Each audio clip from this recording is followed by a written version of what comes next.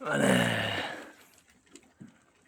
bugun bir sog'liqlarni ona bolalarni olib chiqib sotib, o'rniga ikkita qo'chqor olib keldim. Mana sabzilarni qaynatib olib, pishirib olib, yemga qorib, kepak qo'shib beryapmiz. Endi sabzi dehqonchilik bo'lganiga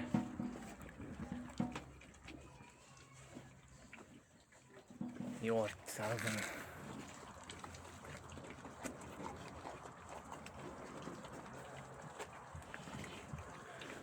Xomligicha bermayapmiz, endi ichini ketkizib, siydirib, ichini shilib tushmasligi uchun qaynatib, pishirib berilyapti.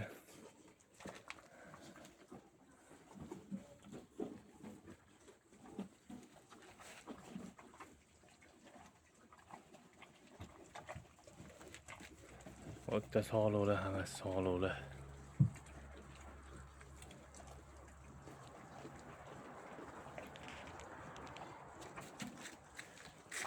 Ikkita qo'chqorcha ham katta emas.